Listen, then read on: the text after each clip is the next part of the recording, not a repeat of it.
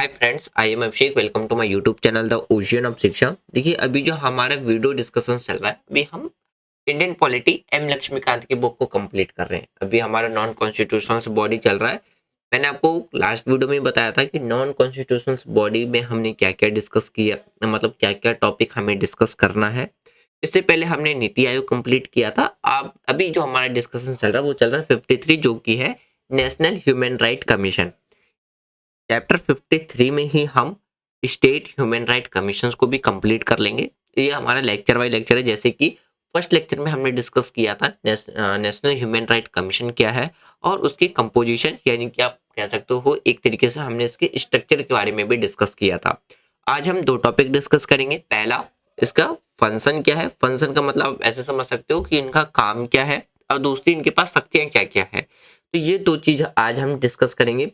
Third lecture में इसके जो वेरियस इंटेंटिव्स है उसको डिस्कस करेंगे और कौन कौन से चैलेंजेस फेस किए जाते हैं। फोर्थ लेक्चर में हम डिस्कस करेंगे इफेक्टिव फंक्शनिंग और किस तरीके से बनाए जा सकते हैं, और स्टेट ह्यूमन राइट कमीशन के बारे में डिस्कस करेंगे। एम लक्ष्मीकांत का भी हमारा 8वां पार्ट चल रहा है, नॉन कॉन्स्टिट्यूशनल बॉडी। इससे पहले हमने 7वां पार्ट कंप्लीट किया था, जो कि था हमारा कॉन्स्टिट्यूशनल बॉडी। कॉन्स्टिट्यूशनल बॉडी में election election commission, UPSC, state public service commission के बारे में हमने डिस्कस किया था, जीएसटी के बारे में डिस्कस किया था। तो वो जो कॉन्स्टिट्यूशंस के अंदर मेंशन है उसको हमने कॉन्स्टिट्यूशनल बॉडी में डिस्कस किया था। जैसे नीति आयोग हो गया, नेशनल ह्यूमन राइट कमीशन हो गया, ये सब नॉन कॉन्स्टिट्यूशनल बॉडी है, स्टैच्यूटरी बॉडीज है। तो यानी कि बाकायदे से कानून बना करके पास किया गया, तो ये स्टैच्यूटरी बॉडी में है। तो अभी हम नॉन कॉन्स्टिट्यूशनल बॉडी डिस्कस कर रहे हैं। तो देखिए, अगर हम नेशनल ह्यूमन राइट कमीशन की बात करते हैं तो ये एक बहुत ही ज़्यादा इंपॉर्टेंट टॉपिक बन जाता है। चाहे आप वो किसी भी एग्जाम की प्रिपरेशन कर रहे हैं, चाहे सिविल सर्विस की एग्जाम की प्रिपरेशन कर रहे हैं, स्टेट पब्लिक सर्विस कमीशन की प्रिपरेशन कर रहे हैं, या आप किसी भी अदर कॉम्पिटेटिव एग्जाम की प्रिपरेशन कर रहे हैं, लाइक रेलवे, एनडीए या सीडीएस, एसएससी। हर एक सब्जेक्ट, हर एक कॉम्पिटेटिव एग्जाम में आपको पॉलिटिकल सेक्शन जरूर देखने को मिलेगा। तो हर एक पॉइंट ऑफ व्यू से अगर आप देखते हो तो ये चैप्टर काफी ज्यादा इंपॉर्टेंट है, खासकर उसमें जिसमें ह्यूमन राइट की बात आ जाती है, क्योंकि करंट अफेयर से भी ये रिलेटेड हो जाते हैं और पॉलिटी का इंपॉर्टेंट चैप्टर तो ये है ही। तो चलिए स्टार्ट करते। देखिए, लास्ट क्लास में हमने जो डिस्कस किया था, एनएचआरसी क्या था, ये सारी चीजें हमने डिस्कस की थी। इसके मेंबर कौन कौन से होते हैं, चेयरपर्सन किसके द्वारा अपॉइंट किए जाते हैं, 5 मेंबर्स कहाँ कहाँ से निकल के आते हैं, देन जो 7 चेयरपर्सन और चीफ कमिश्नर जो निकल के आ रहे थे, इस पे हमने डिस्कस किया था। और ये अपॉइंटमेंट के बारे में और रिमूवर के बारे में हमने डिस्कस किया था। आपको हिंदी और इंग्लिश दोनों में नोट्स देखने को मिल जाएंगे। आज हम सबसे पहले बात करते हैं इसके फंक्शन के बारे में। फंक्शन का मतलब आप समझ सकते हो, इसका काम क्या होता है, यानी कि किस मैटर में क्या करता है, काम करता है।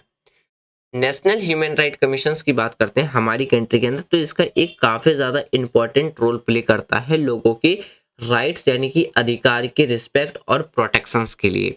अगर हम देखें तो इसका जो मेन काम है वो क्या क्या है, इन्वेस्टिगेट करना, जो भी इनके पास कंप्लेन आती है, कंप्लेन इन्वेस्टिगेट करने के बाद स्टेप लेना, जो भी लीगल केस है, या विजिट करना जो भी पेरिशियन है या इंस्टीट्यूशंस है उसमें, फिर चेक करना उनके सेफ गार्ड को, एड्रेस इशू करना, जैसे कि टेररिज्म की बात आती है, लर्न फ्रॉम इंटरनेशनल एग्रीमेंट, जो भी इंटरनेशनल एग्रीमेंट है उसे सीख लेना, या हम बात करते हैं जो भी रिसर्च है उसको सपोर्ट प्रोवाइड करना, यानी कि सपोर्ट रिसर्च, लोगों को एजुकेट करना किसके रिगार्डिंग में, उनके राइट के रिगार्डिंग में, यानी कि उनका अधिकार के रिगार्डिंग में, इनकरेज करना अदर्स, यानी कि जो भी दूसरों को प्रोत्साहित करना। तो ये सारे क्या है, आपको फंक्शन देखने को मिल जाएंगे किसके, नेशनल ह्यूमन राइट कमीशन के। सबसे पहले हम बात करते हैं जो आपका इन्वेस्टिगेट कंप्लेंट्स है। देखिए, इन्वेस्टिगेट कंप्लेंट्स की बात करते हैं तो ह्यूमन राइट कमीशन के वायलेंस के रिगार्डिंग जो भी गवर्नमेंट ऑफिसर्स के अंदर जो है, तो अगर नेशनल ह्यूमन राइट कमीशन के पास कोई कंप्लेंट्स आता है तो उसके रिगार्डिंग में इन्वेस्टिगेट करना, ये क्या है, नेशनल ह्यूमन राइट कमीशन का दायित्व बनता है, यानी कि काम बनता है शिकायतों की जांच करना। स्टेप लीगल केस की बात करते हैं। देखिए, विथ कोर्ट अप्रूवल के साथ जो नेशनल ह्यूमन राइट कमीशन है वो इन्वॉल्व हो जाता है किसमें, लीगल केस, और उसके साथ वो क्या करता है, डील करता है ह्यूमन राइट इशू के रिगार्डिंग में। यानी कि जो भी मानव अधिकार के जो मुद्दे हैं उसमें वो क्या है, कोर्ट के अप्रूवल के साथ वो क्या हो जाता है, उस लीगल केस में इंक्लूड हो जाता है, शामिल हो जाता है। तो ये भी एक फंक्शन आपको देखने को मिलेगा किसका, नेशनल ह्यूमन राइट कमीशन का। विजिट पेरिशन, पेरिशन का मतलब यहाँ पे आप समझ सकते हैं जेल या किसी भी इंस्टीट्यूशन, इंस्टीट्यूशंस का मतलब जो भी संस्थाएं होती है। तो देखिए एनएचआरसी यानी कि जो नेशनल ह्यूमन राइट कमीशन है वो चेकआउट कर सकता है जो भी जेल्स हैं या जो भी अदर प्लेसेस हैं जहाँ पे गवर्नमेंट के द्वारा क्या है चार्ज, गवर्नमेंट चार्ज किए जाते हैं। तो वहाँ पे वो देख सकता है कि वहाँ पे लोगों के साथ जो ट्रीट किया जाता है, व्यवहार किया जाता है, वो प्रॉपरली तरीके से किया जाता है या नहीं। तो या आप ये भी कह सकते हो कि उनके व्यवहार को इम्प्रूवमेंट करने के लिए वो क्या कर सकते हैं, सजेस्ट कर सकते हैं, एडवाइस दे सकते हैं। तो ये फंक्शन आपको देखने को मिलेगा किसका, एनएचआरसी का। फिर देखिए और क्या देखने को मिलेगा, चेक सेफ गार्ड की बात करते हैं, यानी कि सुरक्षा उपायों की जांच करना। इसमें एनएचआरसी मेक श्योर करता है कि जो भी रूल्स हैं या लॉज हैं वो ह्यूमन राइट को प्रोटेक्ट कर रहे हैं इफेक्टिव तरीके से, और उसमें वो क्या कर सकते हैं, सजेस्ट यानी कि सलाह दे सकते हैं उसमें और भी जरूरत के हिसाब से जो भी चेंजेस करना है। Address issue like terrorism. अब देखिए टेररिज्म की जब बात करते हैं जिसे हम आतंकवाद कहते हैं, तो आतंकवाद में सबसे ज्यादा अगर किसी का एवोल्यूशन होता है तो वो होता है ह्यूमन राइट का। अब वो कैसे, क्योंकि देखिए टेररिज्म एक ऐसी एक्टिविटीज है जिसमें क्या है, जो इनोसेंट पर्सन होते हैं उसको क्या करना, उन पे एक तरीके से वायलेंस करना, उनके ऊपर या अत्याचार करना या उनको इनोसेंट पर्सन्स को मार देना एक तरीके से।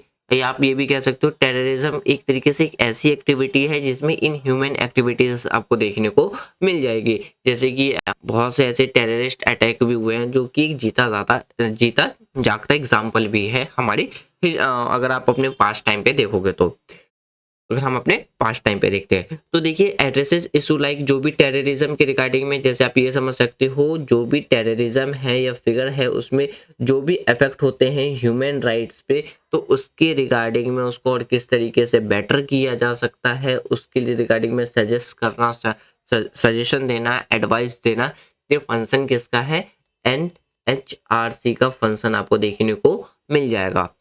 फिर लर्न फ्रॉम इंटरनेशनल एग्रीमेंट। अब देखिए यहाँ पे इंटरनेशनल एग्रीमेंट का मतलब है आप दूसरों की मतलब से समझ सकते हो कि अदर कंट्री के एग्रीमेंट से।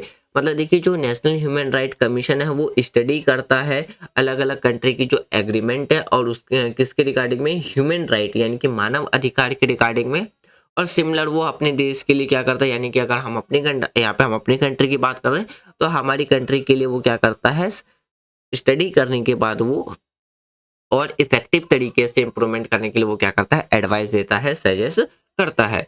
ये आपको फंक्शन देखने को मिलेगा। फिर देखिए सपोर्ट रिसर्च की बात करते हैं तो वो प्रमोट करता है, प्रमोट का मतलब बढ़ावा देता है कि जो भी रिसर्च किए जा रहे हैं किसके रिगार्डिंग में, मानव अधिकार ह्यूमन राइट के रिगार्डिंग में। एजुकेट पीपल, एजुकेट पीपल का मतलब आप ये समझ सकते हो कि नेशनल ह्यूमन राइट कमीशन की एक रिस्पॉन्सिबिलिटी ये भी है, एक काम ये भी है कि लोगों को उसके अधिकार के बारे में क्या करे, उसको जागरूकता फैलाए और किस तरीके से वो अपने अधिकार साथ साथ में दूसरे के अधिकारों की भी क्या करे, वो रिस्पेक्ट करे। इस चीज को लेकर के उसको सिक्योर करना, मेक सिक्योर करना, ये क्या, और लोगों के अधिकारों को जागरूकता फैलाने के लिए उसमें मदद करना, ये आपको क्या कर देखने को मिलेगा, एनएचआरसी का आपको एक फंक्शन देखने को मिलेगा।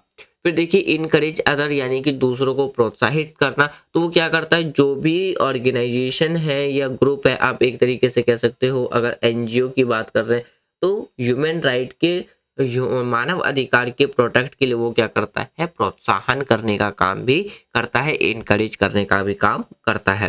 फिर देखिए अगर उसके पावर की बात करते हैं तो नेशनल ह्यूमन राइट कमीशन के पास कुछ इंपॉर्टेंट पावर भी दिए गए हैं जो कि मेक सिक्योर करता है, उनका ये काम है कि वो प्रोटेक्ट करे और प्रमोट करे जो भी ह्यूमन राइट है। जैसे कि देखिए इन्वेस्टिगेशन पावर देखने को मिलेगा, फिर कंपनसेशन रिकमेंडेशन देखने को मिल जाएगा, फिर लीगल एक्शन देखने को मिलेगा।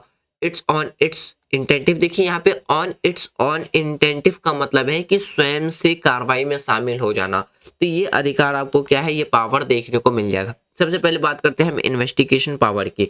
तो जो इन्वेस्टिगेशन पावर है, तो एनएचआरसी का एक काम ये है कि जो भी उनके पास कंप्लेन है, शिकायतें आती है, तो उसके बेसिस पे वो क्या करना, एक्शन लेना, उस पर इन्वेस्टिगेट करना। रेगुलरली कोर्ट से की तरह उनके पास क्या रहता है, वो सेम पावर का यूज करके अपने जो कंप्लेन आती है उस पर वो क्या कर सकते हैं, इन्वेस्टिगेट कर सकते हैं। इसका मतलब ये है कि वो किसी भी विटनेस को बुला सकते हैं, उनसे क्वेश्चन पूछ सकते हैं, किसी भी डॉक्यूमेंट के रिगार्डिंग में क्वेश्चन पूछ सकते हैं, जो भी पब्लिक रिकॉर्ड है या जो भी अदर रिसोर्सेज है उससे वो क्या कर सकते हैं, इंफॉर्मेशन ले सकते हैं रिगार्डिंग कब, जब अगर उनके पास कंप्लेन आती है ह्यूमन राइट के एवोल्यूशन, यानी कि एवोल्यूशंस का जो उनका हनन किया जाता है।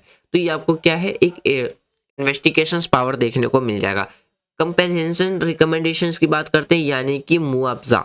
मुआवजा का मतलब होता है जब सरकार के तरफ से जो पीड़ित जो लोग होते हैं उनको क्या करती है, कुछ धनराशि प्रोवाइड कराती है या कुछ करेंसी या पैसे देती है, तो वो आपका क्या बन जाता है, एक तरीके का मुआवजा बन जाता है। एनएचआरसी क्या करता है, सजेस्ट करता है लोगों को कि जो सफर्ड है ह्यूमन राइट वायलेशन से के रिगार्डिंग में, तो वो क्या ले सकते हैं, कंपनसेशन यानी कि मुआवजा ले सकते हैं। तो इसके रिगार्डिंग में वो क्या करता है, रिकमेंडेशंस भी देता है, यानी कि वो सिफारिशें भी करता है।